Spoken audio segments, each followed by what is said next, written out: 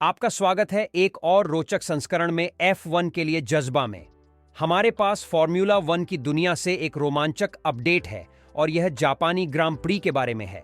इस वीकेंड यह max Verstappen ने शो चुराया था जब उन्होंने पोल पोजीशन सुरक्षित की।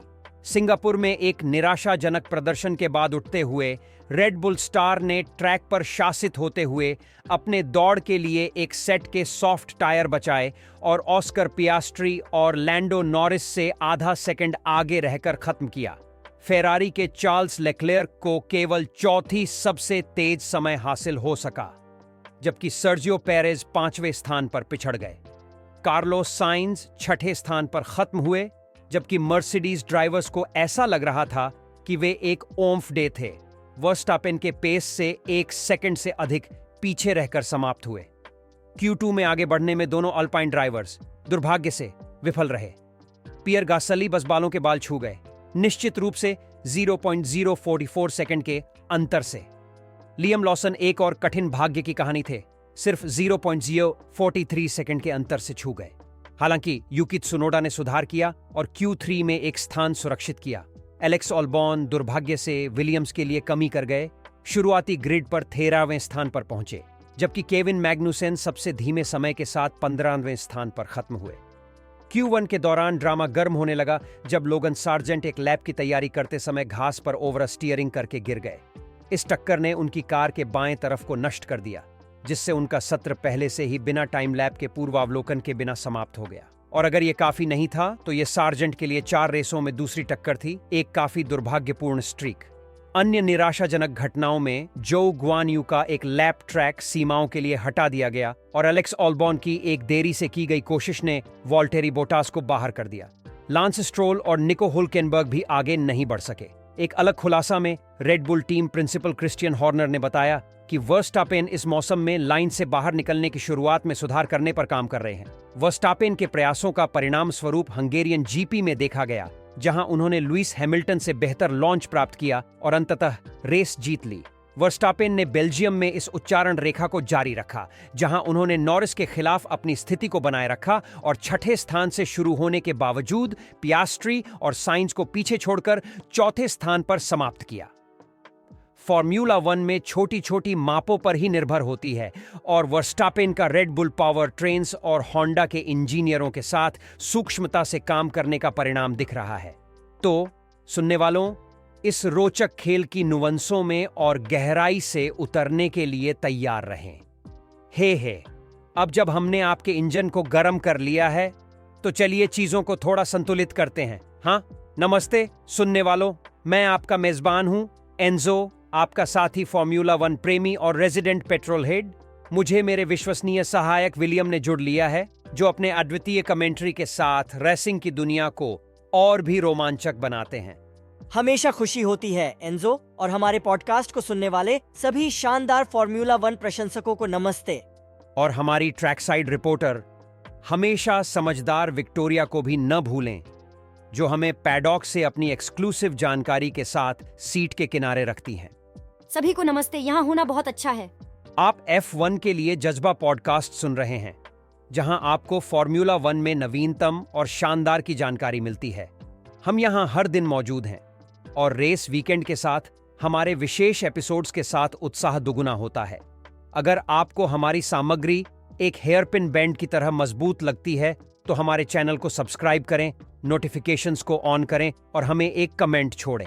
हम हर योगदान की महत्वाकांक्षा रखते हैं। हमें अपने दोस्तों और परिवार के साथ साझा करें ताकि फॉर्मूला 1 समुदाय का विस्तार हो सके। आपका समर्थन हमारे जुनून को बढ़ाता है और हमें इस पॉडकास्ट को चलाने में मदद करता है, शाब्दिक रूप से भी। और मुझ पर विश्वास रखें दोस्तों, जब मैं कहता हूं कि आप हमारे विश्लेषण के किसी पल को भी छूने की इच्छा नहीं करेंगे। हम जापानी ग्रां प्री में हुए सभी विवरणों में खुद को डुबोएंगे। बिल्कुल विलियम, इसलिए बेल्ट बांधें, मजबूती से पकड़ें और सवारी के लिए तैयार हो जाएं। यहां से आगे पूरी गति है।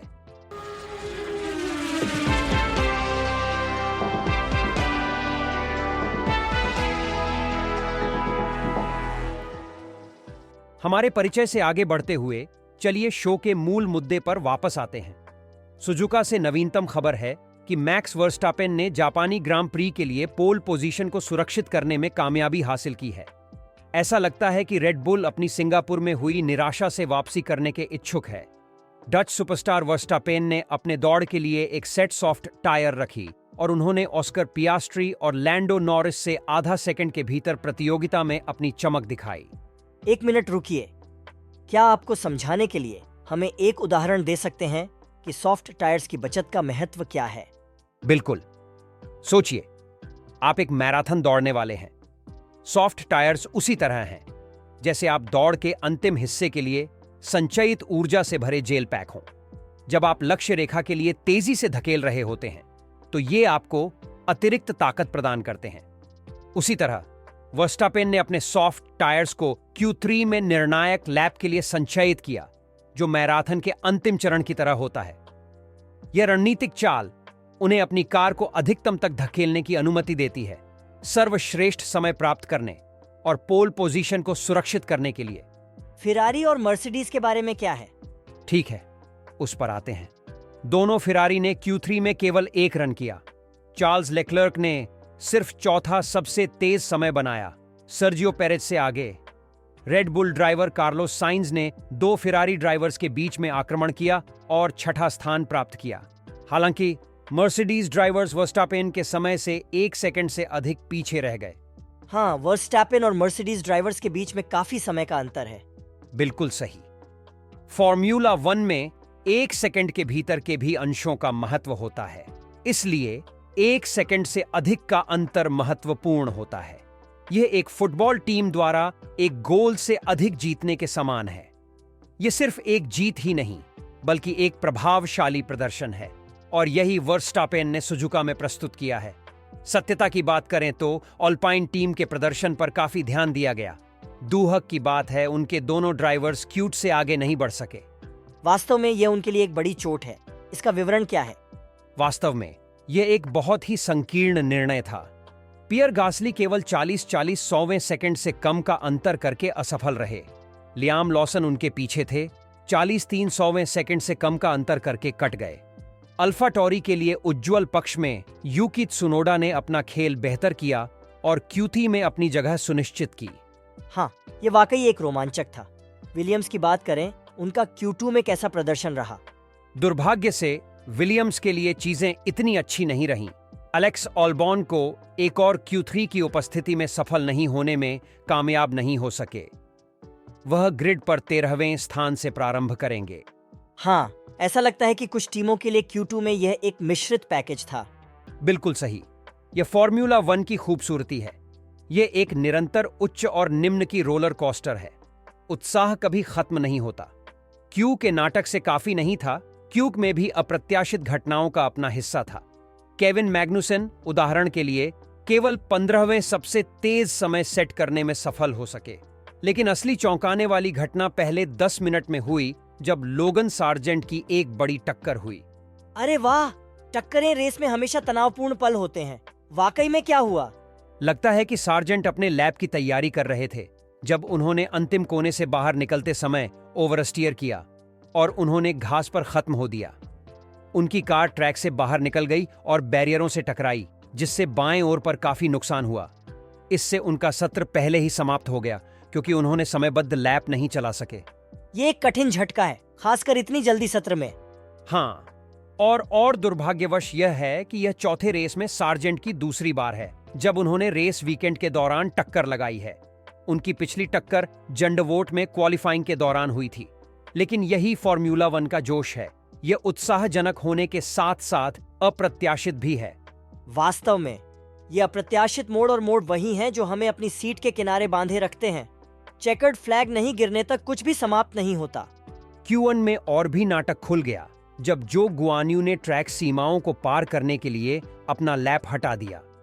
इस दुर्भाग्यपूर्ण घटना के कारण उनका Q1 में समय कम हो गया। अप्रत्याशित परिणामों की सूची में और भी जोड़ते हुए वॉल्टेरी बोटास को भी एलेक्स अल्बन के द्वारा देर से उठाने के बाद बाहर कर दिया गया। अब ये तो सबसे बड़ी सरप्राइज है। बोटास आमतौर पर एक मजबूत प्रतियोगी होते हैं। हाँ, यह काफी अप्रत्याशित था। यह सत्र वास्तव में एक वास्तविक तबाही था। लांस स्ट्रोल और निको हुल्केनबर्ग ने भी उन लोगों की श्रेणी में शामिल हो गए जिनकी रेस क्वालिफाइंग के पहले ही खत्म हो गई। हमने भी देखा कि कई ड्राइवर्स ने सॉफ्ट टायर पर एक और लैप करने का चुनाव किया क्योंकि उन्हें लग रहा था कि यह उनके समय में सुधार करने में मदद कर रहा था। यह दिखाता है कि रणनीति और टायर प्रबंधन ट्रैक पर गति और सटीकता के साथ बराबर महत्वपूर्ण है। बिल्कुल सही, और इसीलिए हमें फॉर्मूला 1 पसंद है।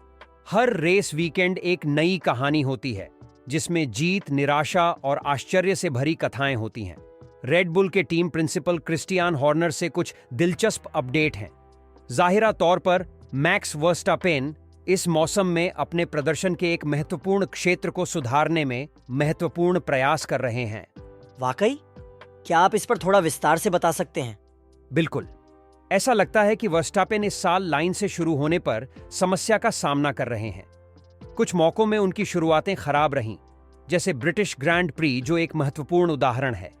उनकी धीमी शुरुआत के कारण उन्हें लैंडो नॉरिस के पीछे रहना पड़ा। हालांकि हंगेरी में हमने देखा कि उन्होंने एक सुधार दिखाया जब उन्होंने लेविस हैमिल्टन से बेहतरीन शुरुआत की, टर्न 1 पर आगे निकल गए और मुख्य रेस जीत को सुनिश्चित कर लिया। मैं उस रेस को याद रखता हूँ। मेरे चाचा और मैं ग्रैंड प्री को साथ में देखते थे और उन्होंने हमेशा एक अच्छी शुरुआत के महत्व को जोर दिया था। हंगेरी में वर्स्टापेन की सुधार देखकर मुझे बहुत यादें ताजगी से भर गई। वाह, ये एक प्यारी याद है और सच है, फॉर्मूला 1 में एक अच्छी शुरुआत महत्वपूर्ण है। वर्स्टापेन की प्रगति बेल्जियम में भी दिखाई दी। ग्रिड पर 6ठे स्थान से शुरू करने के बावजूद उन्होंने नॉरिस के खिलाफ अपनी जगह बनाए रखी और फिर चौथे स्थान के लिए धीमे ऑस्कर पिएस्ट्री और कार्लोस साइंस को पीछे छोड़ दिया।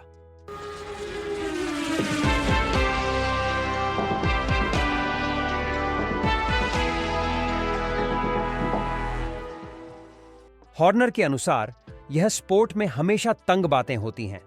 उन्होंने खुलासा किया कि वर्स्टापेन बहुत संकल्पित रहे हैं, इंजीनियरों के साथ कठिनाइयों पर काम कर रहे हैं, साथ ही रेड बुल पावर ट्रेन्स और होंडा की टीम के साथ भी, ताकि उनकी शुरुआत को पूर्णता तक पहुंचा सकें। यह स्पोर्ट के इस स्तर पर आपकी उम्मीद होनी चाहिए। छोटी सी सुधार भी दिन के दौरान महत्वपूर्ण लाभ में बदल सकती है। बिल्कुल, हर 100वें सेकंड का महत्व होता है। यह स्तर की ध्यानदारी और समर्पण ही वे ड्राइवर अलग बनाते हैं। देखना बहुत रोचक होगा कि वर्स्टापेन की मेहनत कैसे आगामी रेस में उनके प्रदर्शन में परिणामित होगी। विलियम टर्नर, क्या आप इंटरनेट पर लोगों के बारे में बता सकते हैं जो आज के रेस के बारे में कह रहे हैं? ठीक है, चलिए देखते हैं। रेसिंग फैन 96 ने इस पोस्ट के साथ एक जीवंत चर्चा शुरू की है। पेरेज बाहर, रेड बुल में रिकियार्डो वापस, जो केवल एकमात्र व्यक्ति है जिसने कभी मैक्स को धक्का दिया है। लॉसन और यूकी को फिर से टोरो रोसो में ले आओ और भविष्य के लिए बनाओ। लॉसन एक जेट है, वह अच्छा होगा, पिएस्ट्री की तरह। यह काफी रचनात्मक सिद्धांत है। प्रतिक्रिया कैसी रही है?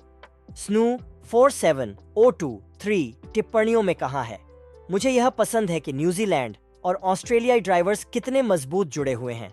वे सभी एक दूसरे को जानते हैं या साथ में बड़े होकर घर की दूरी के बारे में शोक मनाते हैं। लगता है कि डाउन अंडर से ड्राइवर्स के बीच समुदाय की भावना मजबूत है।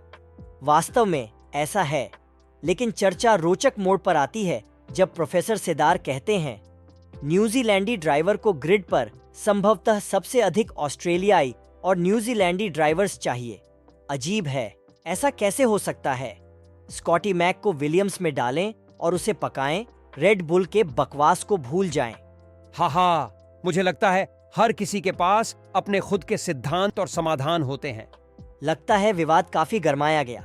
लेगेसी 600 ने रेड बुल ड्राइवर्स के बीच एक पैटर्न का ध्यान दिया है।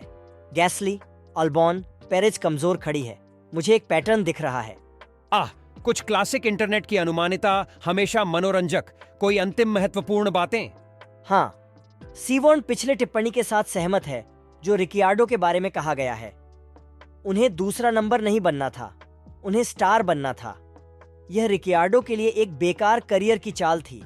वाह, सबको आलोचक बनने का शौक होता है ना? कहना आसान होता है करने से, लेकिन यह सब खेल के चारों ओर उत्साह और विवाद का हिस्सा है। आज F1 के लिए जज्बा में जुड़ने वाले सभी लोगों का धन्यवाद। हमने वर्स्टापेन के प्रदर्शन और फॉर्मूला 1 में खेलती व्यापक गतिविधियों के बारे में एक रोचक चर्चा की है। हमें ये बहुत पसंद है कि आप हमारे साथ इस सफर पर हैं। बिल्कुल, और याद रखें कि सदस्यता लें और सूचना घंटी को दबाएं ताकि आप हमारे किसी भी एपिसोड को न छुएं। और अगर आपने आज हमारी बातचीत का आनंद लिया है तो अपने दोस्तों के साथ इसे साझा क्यों नहीं करते? उन्हें चर्चा में शामिल करें, चाहे वह आपके समूह चैट में हो या आपके स्थानीय पब में। हमें हमेशा आपसे सुनने की उत्सुकता रहती है, इसलिए टिप्पणी छोड़ने से हिचकिचाएं नहीं। हमें बताएं कि आपने रेस के बारे में क्या सोचा, या यदि आपके पास किसी विषय पर आप हमें भविष्य के एपिसोड में खोजना चाहिए तो हमें बताएं। हाँ, और हमारे आगे कुछ रोमांचक चर्चाएं योजना बनाई हुई हैं जिन्हें आप नहीं छोड़ना चाहेंगे। मुझ पर भरोसा करें, हमारे भविष्य के एपिसोड एक अच्छी पिट स्टॉप की तरह हैं, तेज और कुशल, जो आपको उत्साहित करेंगे और चाहेंगे। आपका निरंतर समर्थन हमारे लिए विश्वास की बात है। हम पहले से ही अपने अगले एपिसोड की प्रतीक्षा कर रहे हैं। और याद रखें, जैसा कि हम हमेशा F1 के लिए जज्बा पर कहते हैं, मेटल पर पेडल घुमाएं, सड़क पर नजर बनाए रखें। हमारे चैनल का सामग्री पूरे सोने की है।